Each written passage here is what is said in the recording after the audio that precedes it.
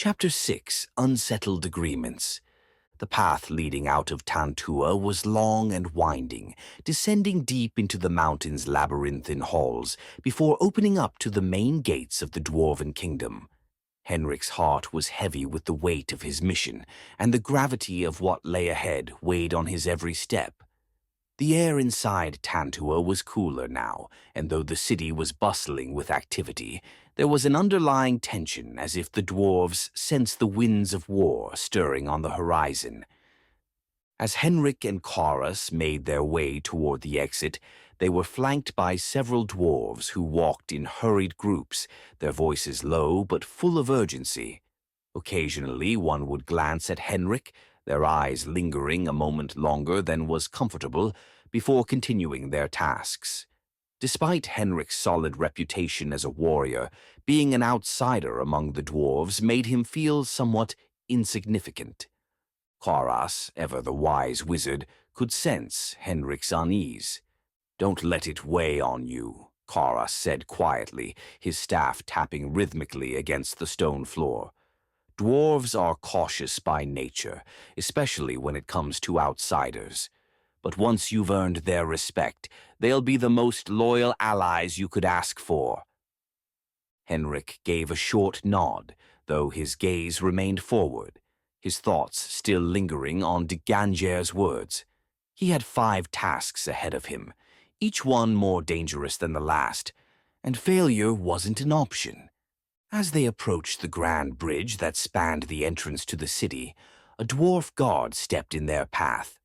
His helmet bore the symbol of a mountain with a hammer and pickaxe crossed beneath it, one of the many factions in Tantua that represented the miners and builders.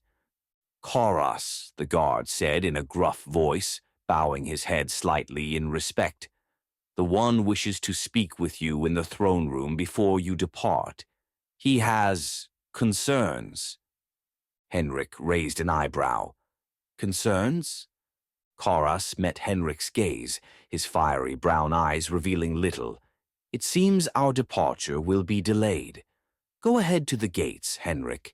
Your party from the tavern should be waiting for you there. I'll join you shortly after I speak with de Ganger."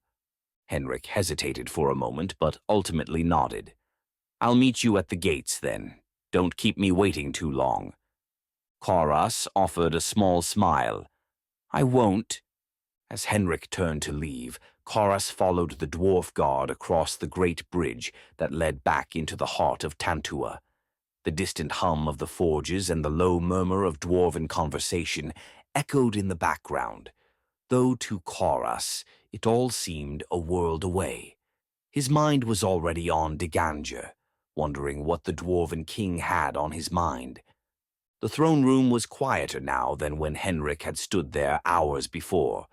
The 10 were absent, their council finished for the day, leaving only de Ganger sitting upon his stone throne. He was alone save for 2 guards standing by the entrance, their postures rigid and alert. Karas approached the throne, bowing his head slightly in respect. "My king, you summoned me." De Ganger's yellow eyes studied the wizard for a long moment before he spoke.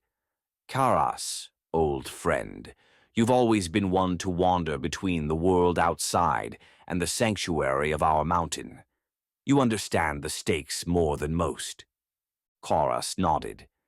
"Indeed, the unkind are a threat unlike any other, and they won't stop until they consume everything in their path. Even Tantua won't be safe if Kipt falls." De Ganger stood from his throne, his broad shoulders tense with the weight of leadership. "That is my fear as well. I've spent my entire life ensuring that Tantua remains strong, that we remain hidden when necessary, and formidable when required. But if we march to aid Kipt, we will be exposed. The secrecy we've maintained for generations will be shattered."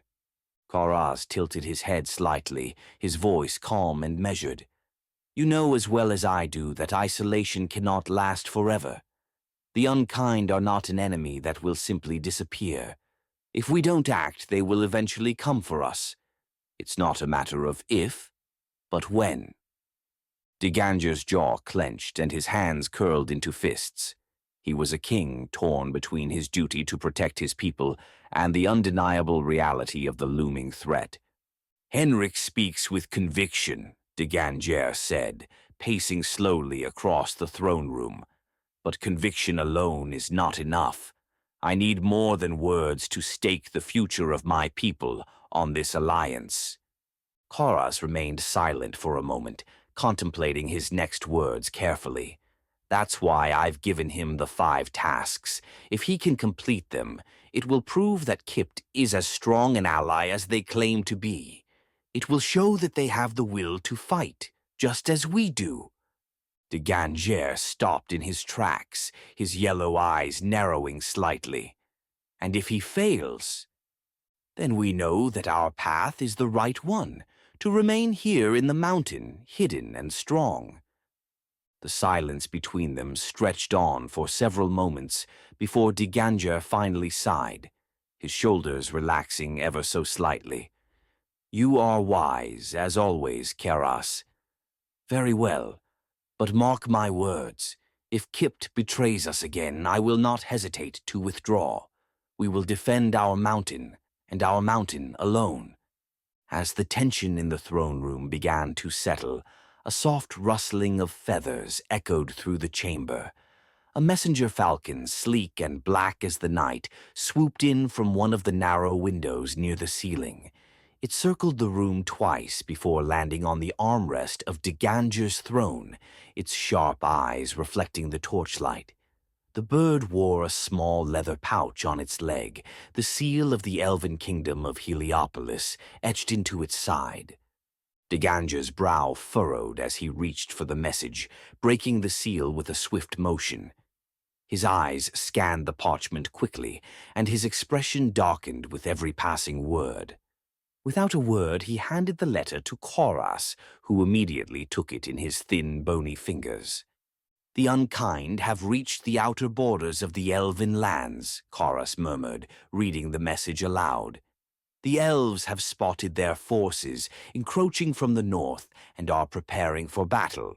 They request aid and warn that if the unkind breach their defenses, there will be no stopping them from spreading across the continent." De Ganger clenched his fists, the muscles in his arms tensing as the weight of the situation pressed down on him. "They're spreading faster than we anticipated. It seems Kipt is not the only kingdom in danger." Koras handed the message back to de Ganger. "This only strengthens our case. If we do nothing, the unkind will tear through the elves and then come for us." De Ganger's jaw tightened, and he nodded, his earlier resolve hardening. "Go now, Koras. Complete the tasks, and may the gods be with you." With that, Koras gave a final bow, the gravity of the situation hanging heavily in the air as he turned and left the throne room. Time was no longer on their side. The unkind were advancing, and soon there would be no place left to hide. Henrik stood just outside the main gates of Tantua, his 4 companions from Kipt waiting with him. The crisp mountain air was a sharp contrast to the cool underground city, and Henrik couldn't help but feel a sense of relief being outside once more. Jesse, the tall woodsman with his calm demeanor, stood silently to the side, his massive hands folded over the haft of his axe. The others, warriors from Kipt, each with their own battle-worn armor and stern expressions, talked quietly amongst themselves. Their expressions grew more focused as Henrik approached. "Everything in order?" Jesse asked in his deep, gravelly voice. Henrik nodded. "Karas is speaking with the king, but we'll be on our way soon." One of the warriors, a broad-shouldered man with dark skin and a shaved head, stepped forward. "Where to first, Henrik? The tasks won't wait." Henrik's gaze turned toward the distant mountains. "We hunt an ogre, Riga. His skull will be our first trophy." Jesse's eyebrow arched slightly. "An ogre hunt, then. Dangerous even for us." Henrik smiled, though it was thin. "We've faced worse. and we'll face worse again before this is over." The warriors nodded in silent agreement. This was not a mission for the faint of heart. Each task would push them to their limits and beyond, but the stakes were too high to fail. As they waited for Koras to return, Henrik's mind wandered back to the council chambers, to Deganja and his hesitant agreement. He knew the Dwarven King had not yet fully committed to the alliance, and a single misstep could undo everything. Failure wasn't an option. A moment later, Koras emerged from the gates, his presence instantly commanding attention. "Let's go," he said, his voice steady. "We have much ground to cover, and the journey ahead will not be easy."